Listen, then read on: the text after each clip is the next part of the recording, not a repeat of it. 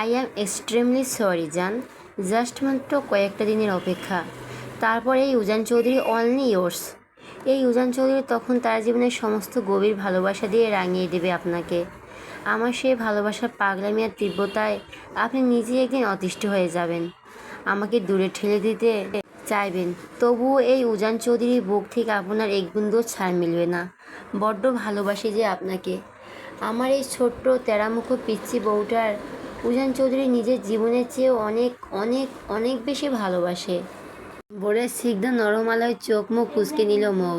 জানালার পর্দা গলে আসা সূর্যর তীরে রোশনি সরাসরি তার বন্ধ চোখের পাতায় এসে পড়ার চরম বিরক্তি নিয়ে পাশ ফিরে শুয়ে পড়ল সে।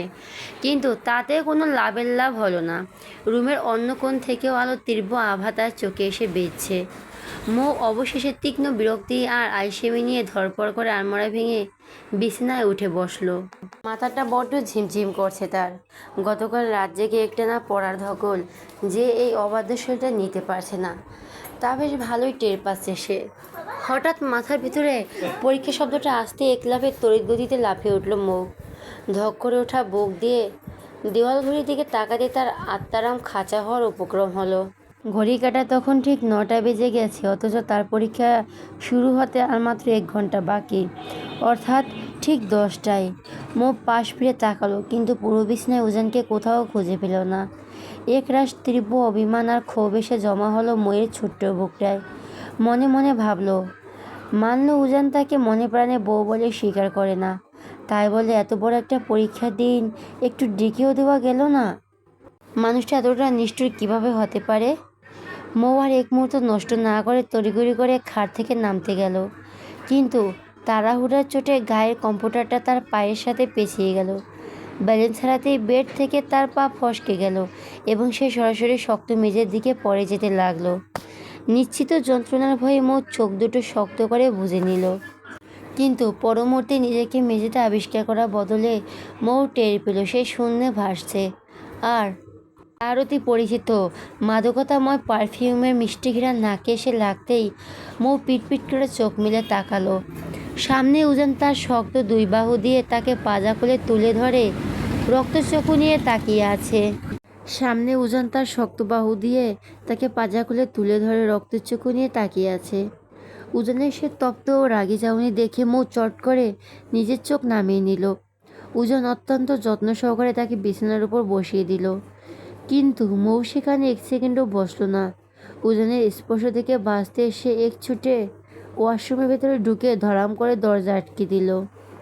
আচমকা ঘটে যাওয়া এই হুটহাট কাণ্ডে উজান কপাল কুঁচকে ওখানে দাঁড়িয়ে রইল।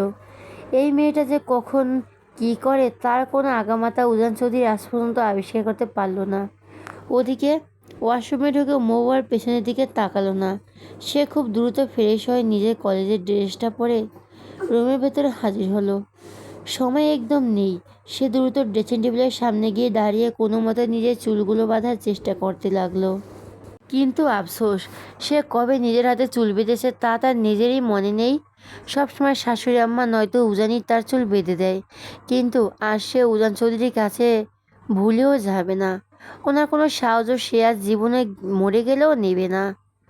মৌ নিজের জোর নিয়ে চিরুনি ছাড়াতে গিয়ে নিজের অজান্তেই চুল আরও বেশি জটিল করে ফেলল। উল্টো গোড়া থেকে চুল ছিঁড়ে তার চোখ দিয়ে জল বেরিয়ে আসার উপক্রম হলো। খানিকটা দূর থেকে পড়ার টেবিল চেয়ারে বসে উজান এই পুরো দৃশ্যটা দেখছিল আর মনে মনে মিটিমিটি হাসছিল। সে হাতের ফোনটা একপাশে রেখে ধীর পায়ে ময়ের পেছনে এসে দাঁড়ালো। ময়ের হাত থেকে চিরুনিটা কেড়ে নিয়ে সে পরম মায়ায় তার চুল আছড়ে দিতে শুরু করলো।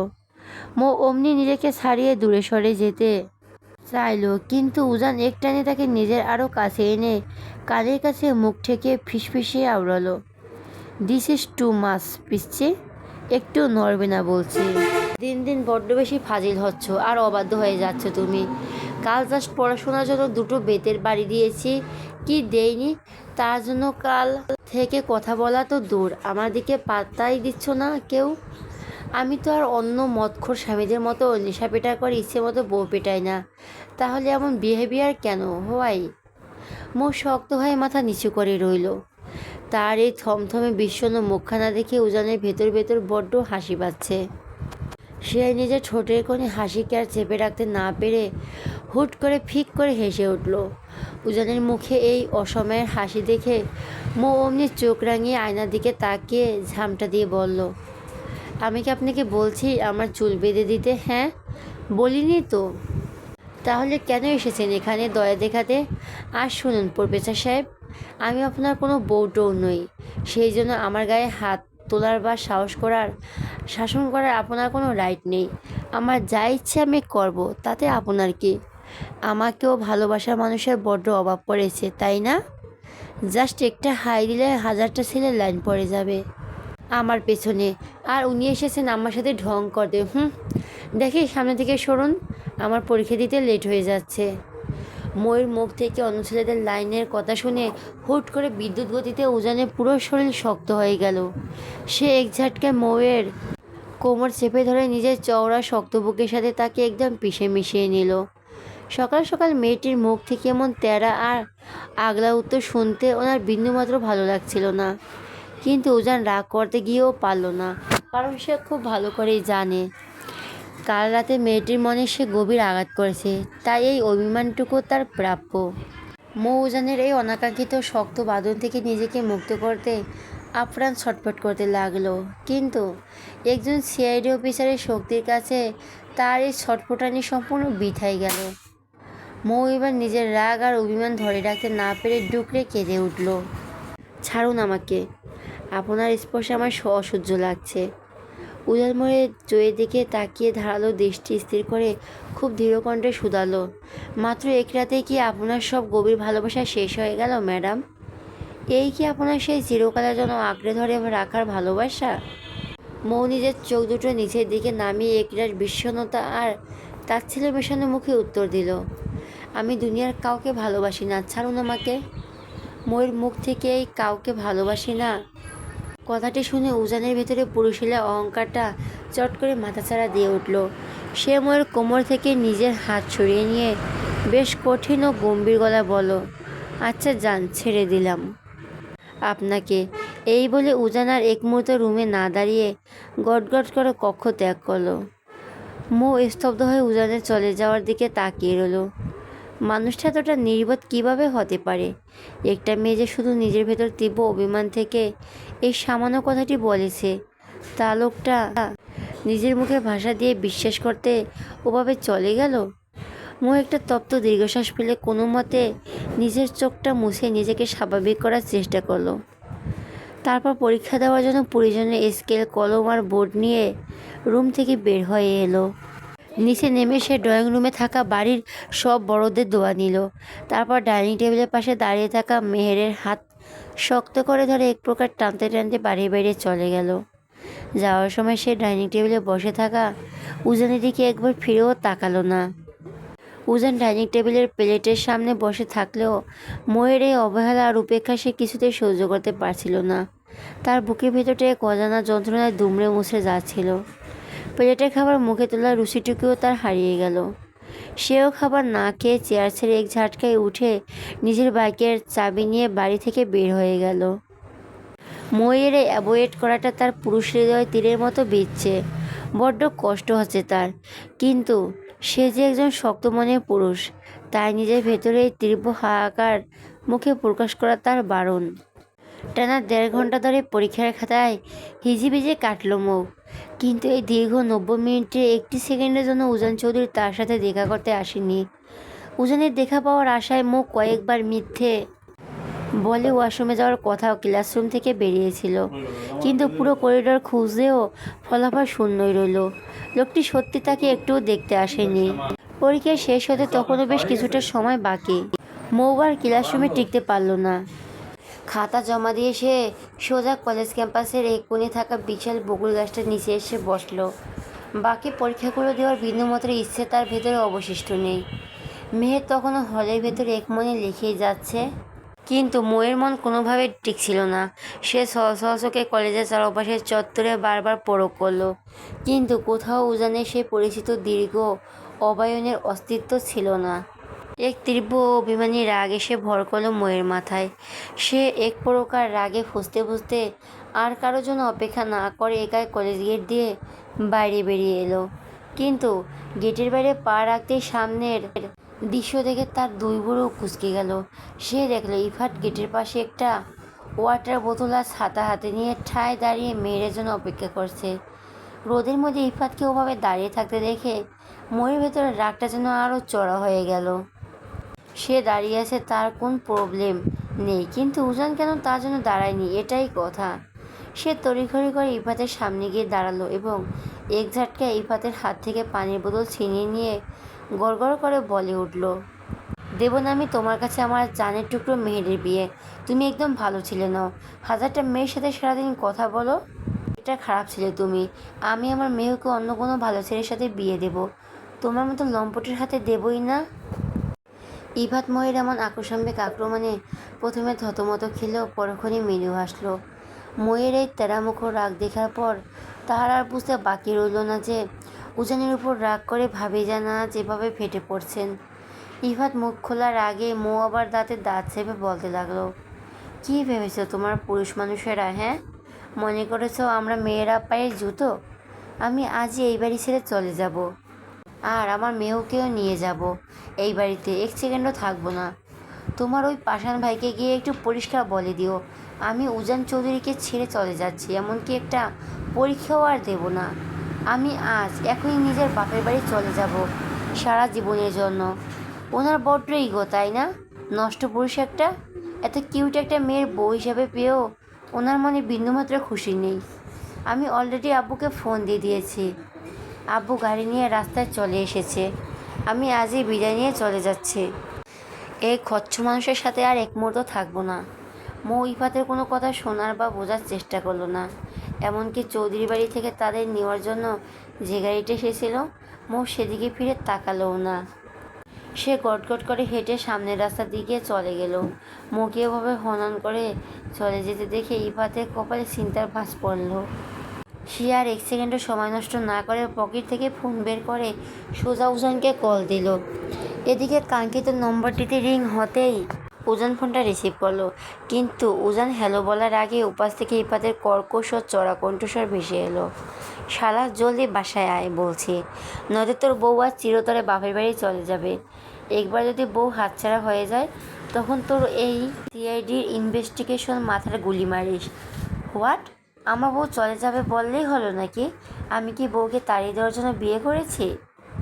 উজান খানিকটা আতঙ্কিত ও উচ্চস্বরে কথাটি বলল। আসলে সে একটা নতুন ইনভিটেশনে করতে ঢাকা থেকে কিছুটা দূরে এক হাইওয়েতে এসেছে। সেই জন্যই আজ সকালে কলেজের প্রিন্সিপালের সাথে দেখা করেই সে তড়িঘড়ি করে স্পটের দিকে রওনা দিয়েছিল। কিন্তু এখন ইফাতের মুখে এই আকস্মিক খবর শুনে তার নিজের আত্মাই যেন খাঁচা ছাড়া হওয়ার উপক্রম হলো। ইফাত ওপাশ থেকে উজানের উপর আরও বেশি ক্ষিপ্ত হয়ে চেঁচিয়ে উঠল, শালা ভণ্ড, একদম চুপ কর তুই। বউকে যদি এতই ভালোবাসিস তবে সেটা নিজের বউকে স্বীকার করতে এত কাহিনী কেন? ভাবি মাত্রই আমাকে বলে গেল তার বাবা নাকি অলরেডি আমাদের বাসায় অনেকটা কাছাকাছি চলে এসেছে, আর বড় বাবাইও নাকি ভাবিকে নিয়ে বাপের বাড়ি পাঠিয়ে দেওয়ার পক্ষে, যেখানে তার নিজের কোনো সম্মান নেই। ভাবি নাকি সেখানে আর থাকবেই না, এমনকি সামনের একটা পরীক্ষাও দেবে না। শালা বইয়ের পরীক্ষার জন্য এতদিন এত নাটক বলি, এবার হাত থেকে বউটা চলে গেলে বুঝবি যৌবনের ঠেলা কাকে বলে। আমি এখানে দিনরাত এক এক করে ফুলকন্যাকে নিজের ঘরে তোলার স্বপ্ন দেখছি, আর এই শাওয়ারনাতি ঘরে এক অপ্সরা বউ থাকতেও নজর দেয় না। ছে, রাখ ফোন। এই বলে ইফাত রাগের কারণে খট করে ফোনটার লাইনে কেটে দিল। ওপাশে জ্বলন্ত গাড়ির ভেতরে ফোনের ওপাশে উজানের পুরো গলা শুকিয়ে কাঠ হয়ে এলো। মেয়েটা যে পরিমাণ তেরা আর জেদি, তাকে দিয়ে কোনো কিছু অসম্ভব নয়। সে আজই বাড়ি ছেড়ে চলে যেতে পারে, এটা উজান খুব ভালো করেই জানে। কিন্তু ঢাকার এই যে আমার এত দূর পথ পাড়ি দিয়ে সে কীভাবে মাঝ রাস্তা থেকে এত দূরে দ্রুত ময়ের কাছে যাবে, এই চিন্তায় প্রফেসরের কপালে বিন্দু বিন্দু ঘাম ঝরতে শুরু করলো। মেহের মাত্র পরীক্ষা শেষ করে ক্লাসরুম থেকে বের হলো। তার মনটা বড্ড খারাপ হয়ে আছে একমাত্র ময়ের জন্য। পরীক্ষা হলে দুজনে বাসার দূরত্ব অনেক বেশি থাকায় মেহের মৌকে বিন্দুমাত্র হেল্প করতে পারেনি। তাছাড়া মৌ মাত্র 1.5 ঘন্টা লিখে খাতা জমা দিয়ে চলে গেছে। এত কম সময়ে লিখে সে কতই নাম্বারই বা পাবে। তবে মেয়ের কানে ময়ের প্রতি এতটুকু গভীর বিশ্বাস আছে যে মেয়েটার মাথা যতই তেরা হোক না কেন, সে ঠিকই মোটামুটি একটা মার্কস পেয়ে পাশ করে যাবে। অত্যন্ত মেহের ক্লাসরুম থেকে বের হয়ে পুরো কলেজ ক্যাম্পাসের চারদিকে ভালো করে তাকালো, কিন্তু কোথাও ময়ের দেখা মিলল না। মুহূর্তের মধ্যে একরাশ বিষণ্ণতা ভরে এসে ভর করলো তার মনে। মেয়েটি হঠাৎ কোথায় চলে গেল সে কিছু বুঝতে পারল না। মেয়েকে না বলে মো সাধারণত কোথাও এক পাও নড়ে না, সেখানে আজ তাকে একা ফেলে রেখে নিখোঁজ। মেয়ের প্রায় আধ ঘন্টা সময় নিয়ে একা একাই পুরো কলেজ চক্কর দিল, কিন্তু তবু ময়ের কোনো সন্ধান পাওয়া গেল না। ময়ের জন্য টেনশনে মেয়ের ফর্সা কপালে এবার বিন্দু বিন্দু ঘাম জমে উঠতে শুরু করলো। শুধু মৌ নয়, কলেজের চত্বরে সে আজ উজানকেও কোথাতে দেখতে পেল না। অন্তঃপর একরাশ ক্লান্তি আর বিরক্তি নিয়ে মেহের যখন কলেজের গেটের সামনে এসে দাঁড়ালো, ঠিক তখনই আচমকা ঘটে গেল এক অভাবনীয় কাণ্ড।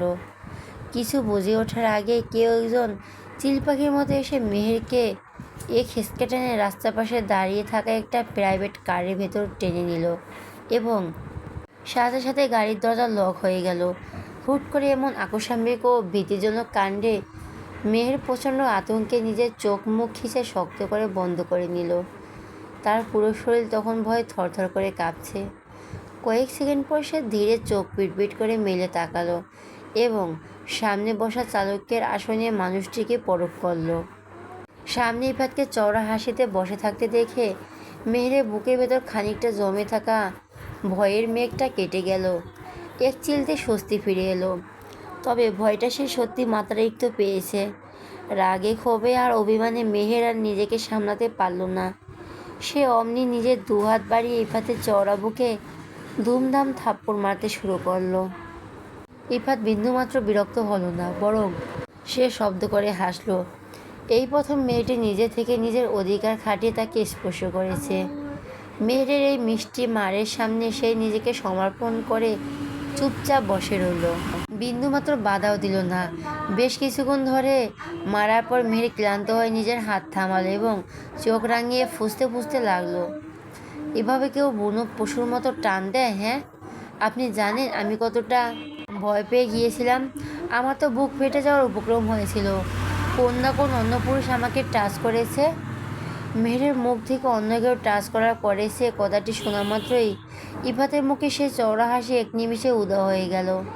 তার চোখের মণি দুটো রাগে লালচে বর্ণ ধারণ করলো।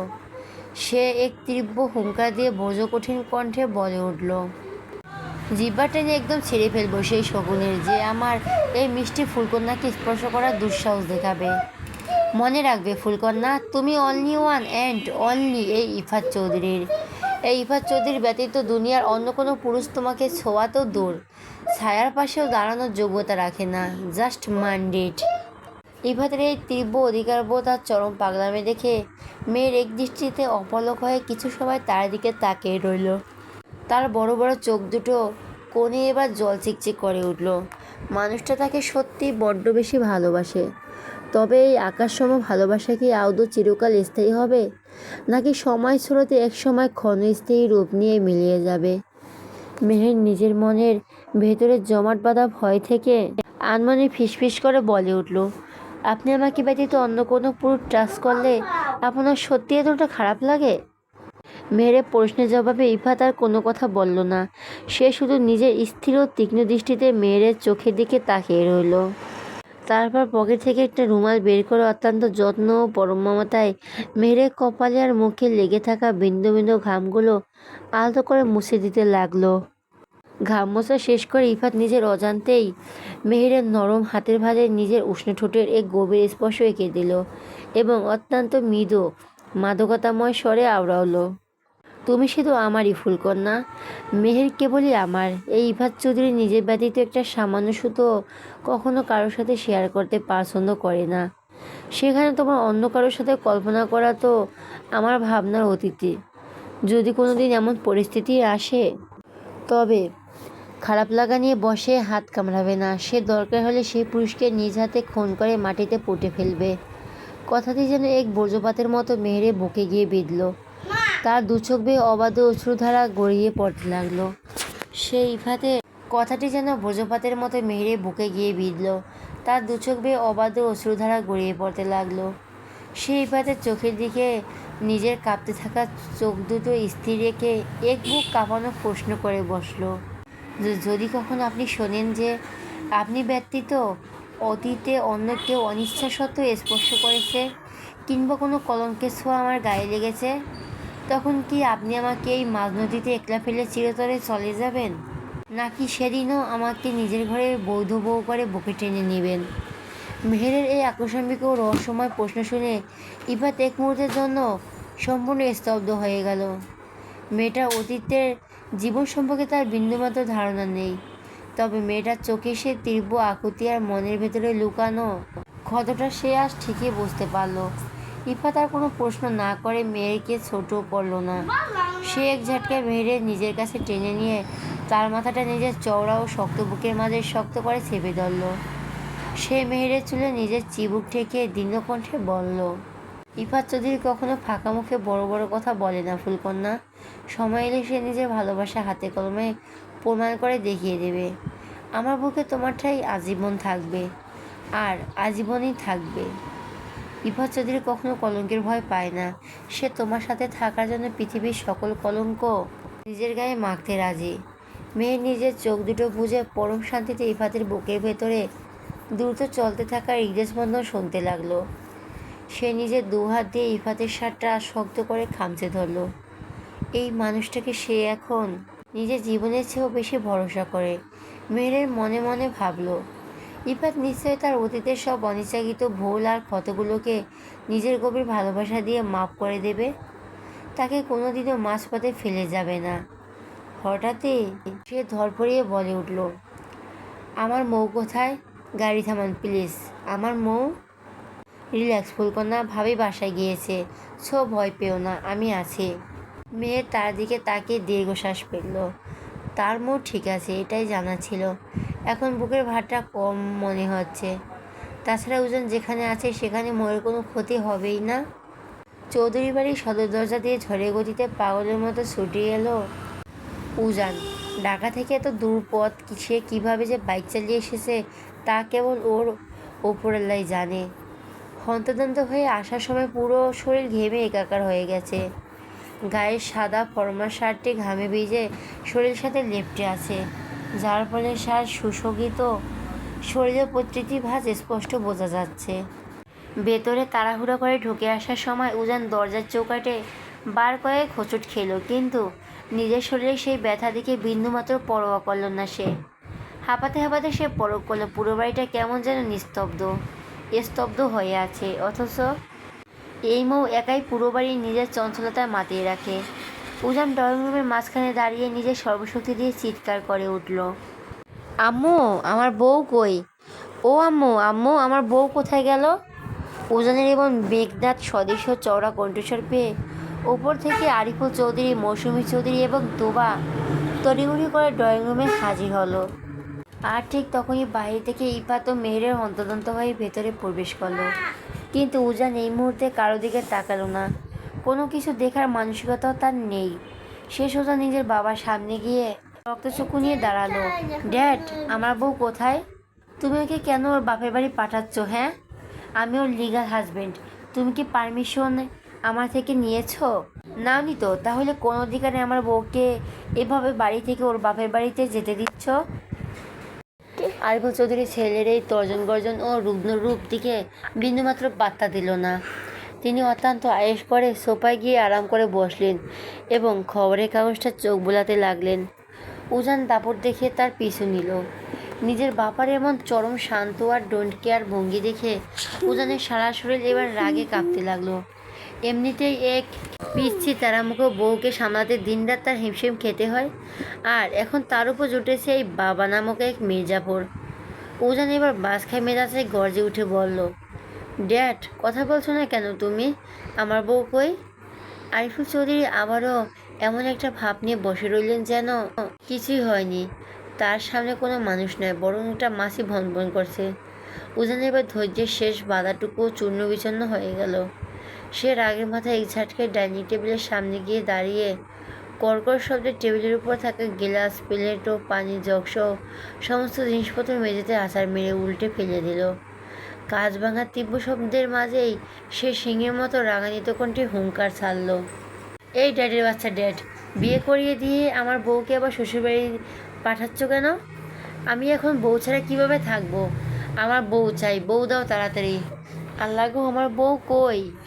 ছেলের মুখে ড্যাডের বাচ্চা ড্যাড শুনে এই নরিশবিহীন পাগলামি দেখে আরিফুল চৌধুরী এবারে একটু মনোযোগ দিলেন। তিনি নিজের খবরের কাগজটা পাশে রেখে গলার গম্ভীর ভাবটা বজায় রেখে উত্তর দিলেন, দেখো উজান, তোর সাথে এই ফালতু বিষয়ে আমি অযথা সময় নষ্ট করতে চাই না। তুই তো আমার মামুনিকে নিজের বউ বলে মানিসই না। তবে এখন হঠাৎ এত বউ বউ করে কেন চিল্লাচ্ছিস? হোয়াই? আমি ওকে নিজের ভালোর জন্য বাপের বাড়ি পাঠিয়ে দিচ্ছি। ভালো? কিসের ভালো? হ্যাঁ, তুমি যাকে মামুনি বলছো সে আমার বিবাহিত বউ। আমার পারমিশন ছাড়া ওর ভালো চাওয়ার অধিকার তোমাকে কে দিয়েছে ড্যাড? আমার বউ ভালো থাকবে তা বা মন্দ থাকবে তা আমি নিজে দেখে নেব। তুমি কেন মাঝখানে ওকে বাপের বাড়ি পাঠাবে? বউ? বউ কই আমার? তাড়াতাড়ি বলো। ঠিক সেই মুহূর্তে উপরে সিঁড়ি দিকে সবার নজর গেল। দেখা গেল মৌ এবং তার বাবা সিঁড়ি দিয়ে একটা ট্রলি ব্যাগ হাতে নিয়ে ধীর পায়ে নিচে নেমে আসছেন। মৌয়ের গায়ে জড়ানো এক অপরূপ লাল টুকটুকে বেনারসি শাড়ি, ঠিক যেন এক নতুন বইয়ের সাথে সে চিরতরে চৌধুরীর বাড়ি থেকে বিদায় নিয়ে চলে যাচ্ছে। মৌকে লাল শাড়িতে দেখেই উজানের বুকের ভেতরটা মোচড় দিয়ে উঠল। সে বিদ্যুৎ গতিতে মৌয়ের দিকে এগিয়ে যেতে চাইল, কিন্তু মৌ অমনি উজানের উপস্থিত টের পেয়ে সে এক ঝাটকে অন্যদিকে সরে গেল। তাড়াহুড়ো করে এগোতে গিয়ে উজান সোফায় বসে পায়ের বুড়ো আঙ্গুল খানিকটা তীব্র ব্যথা পেলেও মুখ ফুটে কোনো শব্দ বের করলো না। মৌ এবার নিজের চোখের জল আড়াল করে এক বুক অভিমান আর বাসখাই মেজাজ নিয়ে উজানের দিকে না তাকিয়ে চেঁচিয়ে বলে উঠল, আপনাকে বলছি না আসবেন না আমার কাছে, তবুও কি সে অধিকারে আসেন? আবু চলো, ওনার একটা কথাও শুনবে না আমি। আপনাকে বলছি না আসবেন না আমার কাছে, তবুও কিসের অধিকারে আসেন? আব্বু চলো, ওনার একটা কথাও শুনবো না আমি। উজান ময়ের কোনো বারণ, কোনো নিষেধার তোয়াক্কাই করল না। সে আরও একধাপ এগিয়ে গিয়ে ময়ের সাথে ঘনিষ্ঠতায় কয়েক গুণ বাড়িয়ে দিল। তার দুহাত দিয়ে ময়ের কাজ চেপে ধরে চোখের দিকে তাকিয়ে অত্যন্ত কাতর স্বরে প্রশ্ন ছুড়ে দিল, পিসি ট্রাই টু আন্ডারস্ট্যান্ড প্লিজ। এমন পাগলামি করো না। আমি তোমার ছাড়া কীভাবে থাকবো বলো তো? চলে যেও না প্লিজ। তোমার যা চাই, তুমি যা আবদার করবে সব এনে দেবে এই উজান চৌধুরী, তবুও আজ এভাবে চলে যেও না প্লিজ। মৌ উজানের এই আকুতি মিনতির কথা কান দিয়ে শুনল না। তার মনের ভেতরে জমে থাকা অভিমানের পাহাড় আজ তাকে বড্ড অন্ধ করে তুলেছে। সে জেনে শুনে দরজার দিকে পা বাড়াতেই উজান এক বিশাল দেওয়ারে বা ঢাল হয়ে তার সামনে এসে দাঁড়িয়ে গেল। মৌ উপাস দিয়ে যাওয়ার অনেক চেষ্টা করে, কিন্তু যখন দেখলো সব বৃথা যাচ্ছে, তখন সে নিজের জেদ ধরে রাখতে এক অভাবনীয় কাণ্ড করল। নিজের গায়ের বেনারসি শাড়ির আঁচলটা কোমরে শক্ত করে গুঁজে নিয়ে সে নিজের সর্বশক্তি দিয়ে উজানকে এক ধাক্কা দিল। কিন্তু উজান ময়ের সেই পুতুলের মতো ধাক্কায় এক চুল পরিমাণ নিজের জায়গা থেকে সরল না। উল্টো সে ময়ের দুহাত দিয়ে নিজের শক্ত মুঠে শক্ত করে আঁকড়ে ধরে রাখল। ঠিক তখনই ময়ের বাবা দীর্ঘ পা ফেলে তাদের সামনে এসে দাঁড়ালেন। নিজের শ্বশুরমশাইকে সামনে দেখে উজান চট করে ময়ের হাত ছেড়ে দিয়ে সোজা হয়ে দাঁড়িয়ে একগাল হেসে বিনয়ের সাথে সালাম ঠুকল। আসসালামু আলাইকুম শ্বশুর আব্বা। ময়ের বাবা জামাতার এই আকস্মিক রূপ দেখে মনে মনে বেশ চমকালেন। ছেলেটি ঝড়ের গতিতে ঘরে এলো কখন, ভাঙচুর করলো কখন, আর এখন এমন সাধু সেজে সালাম দিচ্ছে? তিনি নিজের গম্ভীর্য বজায় রেখে সোজা সাপটা বলতে লাগলেন, উজান বাবা, আমি একজন অত্যন্ত স্পষ্টবাদী মানুষ। আমি সত্যি আগে জানতাম না যে তুমি আমার এই মেয়েটাকে সম্পূর্ণ অনিশ্চয় আর পরিস্থিতির চাপে পড়ে বিয়ে করেছো। মনে রেখো বাবা, আমার মেয়ে আমার মাথার বোঝা নয়, ও আমার মাথার মুকুট, আর আমি বেঁচে থাকতে কখনই আমার মুকুটের সম্মানহানি হতে দেব না। আমার মেয়েকে তোমার মনে নাই ধরতে পারে, কিন্তু ভালোবাসাহীন এক ছাদের নিচে অবহেলায় যে ওকে তোমার কাছে ফেলে রাখবো, আমি তেমন বাবা নই। আমার মেয়ের পুরো ভবিষ্যৎ এখনও সামনে পড়ে রয়েছে, তাই এখন আমি নিজের অধিকারী আমার মেয়েটাকে নিয়ে যাচ্ছি। আমি চাই না আমার মেয়ের জীবনটা তোমার এই অবহেলায় আর উদাসীনতার জন্য অকালে শেষ হয়ে যাক। ভালো থেকো তুমি। শ্বশুরমশাইয়ের মুখে চূড়ান্ত সিদ্ধান্তর কথা শুনে উজান বড় বড় চোখ করে তাকিয়ে রইল। সে ময়ের দিকে আর চোখে দৃষ্টিপাত করে খুব ভালো করে বুঝতে পারছে আজমত যেভাবেই হোক চলে যাবে, কিন্তু এই অবাধ্য তেরামুখ পিচ্ছি মৌকে ছাড়া সে নিজে কিভাবে বাঁচবে তা তো তার নিজেরও জানা নেই। মেয়েটাকে কিভাবে মানাবে? এই অবাধ্য মেয়েটা কেন যে তার মনের ভেতরে লুকানো কথাগুলো একটুও বুঝতে চায় না, তা ভেবে কুলকিনারা পাচ্ছে না উজান। ময়ের বাবা তার কোনো কথা বাড়িয়ে ময়ের ডান হাত নিজের হাতের মুঠোয় শক্ত করে আঁকড়ে ধরলেন এবং দরজা দিকে হাঁটতে লাগলেন। মৌ বাবার সাথে যেতে যেতে শেষবারের মতো একবার অসহায় চোখ মিলে উজানের দিকে তাকালো। তার চোখে সেই শেষ চাহনিতে এক বিন্দু আশা লুকিয়েছিল। এই শেষ মুহূর্ত হলো লোকটা হয়তো নিজের সমস্ত পুরুষলিয়া অহংকার আর গাম্ভীর্য বিসর্জন দিয়ে সবার সামনে চেঁচিয়ে বলবে, তোমাকে ভালোবাসি পিচ্ছি। কিন্তু উজান চৌধুরী সে যতটুকু চেনে তাতে এই অসম্ভব কথাটা ওনার মুখ থেকে বের হওয়া আর আকাশ কুসুম ফোটানো একই কথা। বাবার হাত ধরে মৌ যখন সদর দরজার দিকে 3-4 কদম এগিয়ে গেল, ঠিক তখনই ঘরের সবাইকে স্তব্ধ করে আচমকাই উজান একলাফে গিয়ে মৌকে পেছন থেকে জড়িয়ে ধরে নিজের বুকের কাছে টেনে নিল এবং গলায় চেঁচিয়ে কেঁদে উঠল, ও শ্বশুরাব্বা গো, আমার বিড়ালের বাচ্চার মতো বউটাকে নিয়ে যাইয়েন না। আল্লাহ, আমি আমার বউ ছাড়া কীভাবে থাকবো? আবু, তোমার ছেলে কেমন জানি লাগছে। বউ, উফ। এই বলে সে সবার সামনে ময়ের গালে এক শব্দ করে চুমু বসিয়ে দিল। উজানের এমন নজরবিহীন কণ্ড কারখানা দেখে ড্রয়িং রুমে সবাই ভ্যাবাচাকা খেয়ে গেল। একজন রাশভারী প্রফেসর সাহেবের মুখে এমন বিড়ালের বাচ্চার মতো বউ ডাক আর বাচ্চার মতো কান্না শুনে মৌসুমী চৌধুরী নিজে আসলে মুখ লুকিয়ে মিটিমিটি করে হাসতে লাগলেন। ওইদিকে ইফাত এতক্ষণ মেয়েরের গা ঘেঁষে দাঁড়িয়ে তাদের এই রোমান্টিক কাণ্ড কারখানা দেখছিল। সে সুযোগ বুঝে মেয়েরের কানের কাছে মুখ এনে হালকা ফিসফিসিয়ে প্রতিধ্বনিত করে বলল, ভালোবাসি ফুলকন্যা। ইফাতের এই অসময়ের দুষ্টুমিতে মেহেরের মনের ভেতরে এক অদ্ভুত ভালো লাগা কাজ করলেও গুরুজনদের সামনে সে ভীষণ লজ্জা পেয়ে ইফাতকে নিজের কুইন দিয়ে একটা হালকা গুঁতো মারল। বাড়ির বাকি সকলে হয়তো উজান আর ময়ের এক ঝগড়া দেখছিল, কিন্তু উজানের এই নতুন রূপটা সবার কাছে বড্ড অদ্ভুত ও নতুন লাগছিল। এরই মাঝে উজানের এই শক্ত বাহুডোর থেকে নিজেকে সরিয়ে নেওয়ার জন্য ছটফট করে মরিয়া হয়ে উঠল। ময়ের এই অবাধ্যতায় উজান বড্ড বিরক্ত হলো। সে ময়ের কোমর আরও শক্ত করে জড়িয়ে ধরে ধমকে সুরে বলল, এই পিচ্ছি, এমন কেঁচোর মতো মোছামুছি করছো কেন? হ্যাঁ, শান্ত হয়ে দাঁড়াও। তুমি কি মনে করছো হ্যাঁ তুমি চলে যেতে চাইলে আমি তোমাকে ডানা মেলে উড়ে চলে যেতে দেব? উজান চৌধুরী নিজের বউ ছাড়া 1 সেকেন্ডও থাকতে পারে না। জাস্ট মাথায় ঢুকিয়ে নাও, তোমাকে লাগবে তার। এরপর উজান নিজের চোখের সানগ্লাস ঠিক করে ময়ের বাবার দিকে তাকিয়ে ধীরে ধীরে অদ্ভুত সুরে বলে উঠল, ডিয়ার শ্বশুরাব্বা, আপনি মানুষটা কিন্তু বিন্দুমাত্র ভালো নন। মেয়ের বাড়ি বেড়াতে এসেছেন, খুব ভালো কথা। বসবেন, চা নাস্তা খাবেন, ঘুরে বেড়াবেন, নিজের বেয়ানের সাথে বসে দুটো সুখ দুঃখের গল্প করবেন, তারপর নিশ্চিন্তে নিজের বাড়ি চলে যাবেন। কিন্তু না, তিনি এসেছেন আমার বুক থেকে আমার এই বিড়ালের বাচ্চার মতো মিষ্টি বউটাকে টেনে হিঁচড়ে আলাদা করতে। আজ তো একটা মির্জাফর আপনি। দেব না আমি আমার বউ, আপনি চলে যেতে পারেন। আমার জন্য নাকি আমার বউয়ের জীবন নষ্ট হয়েছে? সিরিয়াসলি? আজ ভালো করে শুনে রাখুন ড্যাড আর শ্বশুরাব্বা, আমার জন্যই আমার এই বইয়ের কোল আলো করে চৌধুরী বংশের প্রদীপ উজ্জ্বল হবে। তিনি এবার একাই নিজের বাড়ি চলে যান, আমার বউ কোথাও যাবে না, ব্যাস। আরিফুল চৌধুরী এবার আর চুপ থাকতে পারলেন না। তিনি এর আগে গট গট করে উজানের সামনে এগিয়ে গেলেন। এক ঝাটকায় মৌকে উজানের বুক থেকে টেনে সরিয়ে পেছন নিয়ে বেশ কর্কশ কণ্ঠে ছেলেকে ধমকে উঠলেন, উজান, অনেক ফাজলামি হয়েছে, এবার এই ফালতুই আর কি বন্ধ করো। তুমি চলো আমার সাথে। কিন্তু উজানের দম্বার পাত্র নয়।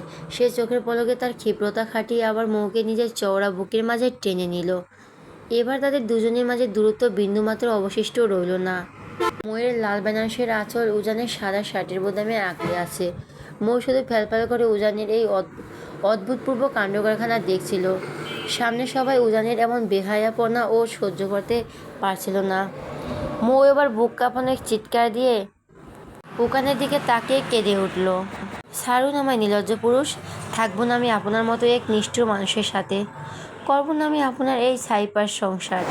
মুখে যখন কোনোদিন নিজের বউ বলে সম্মান দিতে পারবেন না, তাহলে আমি কিসের লোভে কেন এই বাড়িতে পড়ে থাকবো? হ্যাঁ, থাকবো না আমি একটুও। আপনি তো ভালোই বাসেন না আমায়, তাহলে আজ কিসের অধিকারে এভাবে পটা আটকে দাঁড়িয়েছেন? আব্বু চলো তুমি। ওনার এ ওনাকে ওনার ইগো নিয়ে একলা থাকতে দাও।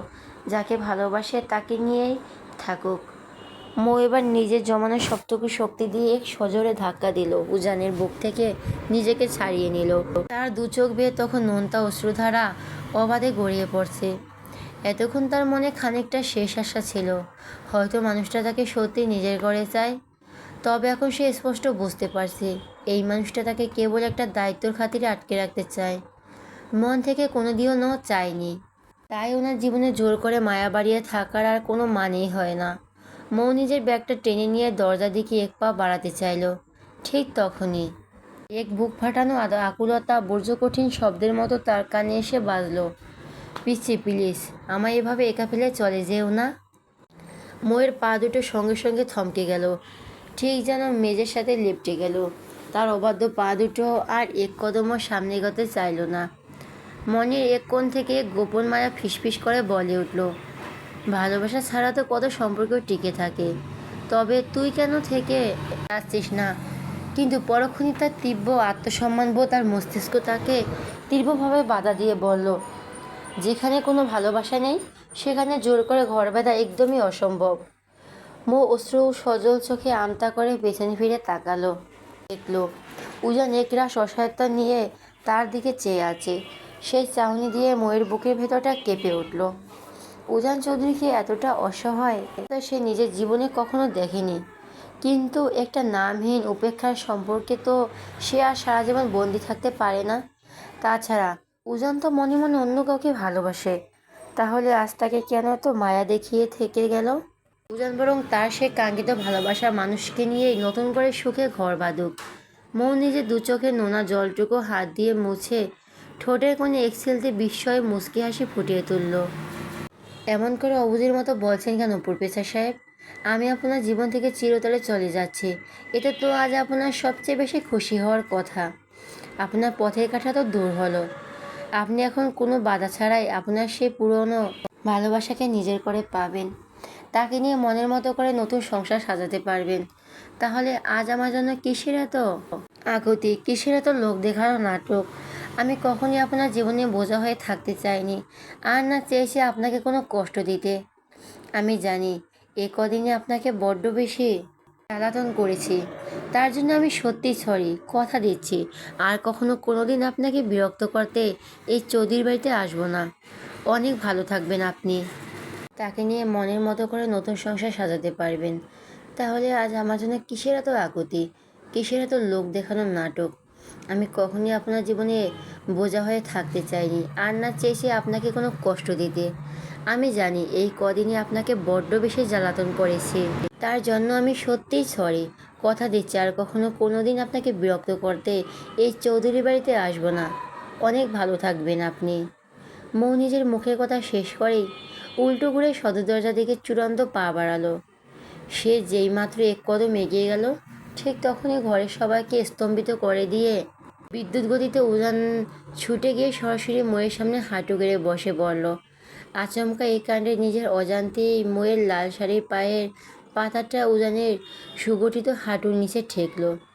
উজান ময়ের দিকে পরম আবেগে মাথা নিচু করে সামান্য ঝুঁকে পড়ল। তারপর নিজের পকেট থেকে জাদুকরের মতো এক ডায়মন্ডের আংটি বের করে ময়ের চোখের সামনে তুলে ধরল। তার চোখ দুটো তখন ভালোবাসা গভীর নেশায় বুঁদ হয়ে আছে। সে অত্যন্ত আদুরে ও নিরেশ্বরে পুরো কক্ষের নীরবতা ভেঙে আওড়াতে লাগলো, ভালোবাসি ভালোবাসি ভালোবাসি। তাসফিয়া মৌ অনলি মাই প্রপার্টি। আমার 3 কবুল বলে বিয়ে করা বউ, আমার ঘরণী, আমার রমণী, আমার অর্ধাঙ্গিনী, প্রফেসর উজান চৌধুরী প্রিয় ওয়াইফে। আপনাকে অসম্ভব রকম ভালোবাসি মিসেস উজান চৌধুরী। মৌ নিজের চোখ দুটো বড় বড় করে একদম হাঁ করে বোকার মতো তাকিয়ে রইল। উজানের মুখে এত সব ডায়লগ শুনে তার মাথায় সমস্ত শিরা যেন একসাথে কাজ করা বন্ধ করে দিল। সে নিজের 17 বছর জীবনে ছেলেদের থেকে অনেক প্রপোজাল পেয়েছে, কিন্তু এই ভরা মঞ্জিলে নিজের বাবার সামনে বরের দেওয়া এক এমন পাগল করা প্রস্তাব সে কখনো কল্পনাও করেনি। আর সব কিছু চেয়ে বড় কথা, এই কঠোর মনের লোকটা সত্যি তাকে এত গভীর থেকে ভালোবাসে। তাকে আর সবার সামনে শুধু নিজের বউ বলে স্বীকার করেনি, বরং নিজের অর্ধাঙ্গিনীর সর্বোচ্চ স্মৃতিটুকুও দিয়ে দিল। উজানের এমন অভূতপূর্ব কাণ্ড দেখে ড্রয়িং রুমে উপস্থিত মেহের, ইফাত, মৌসুমী চৌধুরী থেকে শুরু করে ময়ের স্পষ্টভাষী বাবা পর্যন্ত সবাই একদম চমকে পাথরের মতো তাকিয়ে রইলেন। তারা কেউ এই মুহূর্তে বুঝে উঠতে পারছেন না যে তারা কোনো মধুর স্বপ্ন দেখছেন নাকি বাস্তব চিত্র চোখের সামনে দেখছেন। মৌ তখনও কোনো নড়চড় না করে আগের মতোই কাঠের পুতুলের মতো স্তব্ধ হয়ে দাঁড়িয়ে রইল। উজান এবার হঠাৎ নিজের মুখে সামান্য তুলে তাকালো। মুখে এভাবে থতমত খেয়ে বোকা বনে যেতে দেখে তার ঠোঁটের কোণে এক মন করা প্রশান্তির হাসি ফুটে উঠল। অন্তঃপর সে খানিকটা অভিমানী গলায় ফিসফিস করে, কি হলো মিসেস চৌধুরী? এত বড় একজন প্রফেসর সবার সামনে হাঁটু গেড়ে বসে ভালোবাসি বলল, তবুও কি আপনার এই ছোট্ট হার্ট আর এই গিফটটা এক্সপেক্ট করবে না? নিজের বরকে আর কতক্ষণ এভাবে ওয়েট করাবেন বলুন তো? ও তখনও কোনো উত্তর দিতে পারল না। সে ঘরের মধ্যে আগের মতো নিষ্পাপ চোখে তাকিয়ে রইল। উজান আর দেরি না করে এক দীর্ঘ তৃপ্তির শ্বাস ফেলল। অন্তঃপর সে নিজে খাটাস করে সোজা হয়ে উঠে দাঁড়িয়ে গেল। ময়ের ফর্সা নরম হাতটি পরম যত্ন আর মমতায় নিজের হাতের মুঠোয় নিল। তার অনামিকায় আঙুলে জ্বলজ্বল করতে থাকা ডায়মন্ডের আংটিটি আলতো করে পরিয়ে দিল। আংটি পরানোর শেষে সে ময়ের কানের কাছে নিজের উষ্ঠ ঠোঁট ঠেকিয়ে ফিসফিসিয়ে বলল, লাভ ইউ বৌজান, আই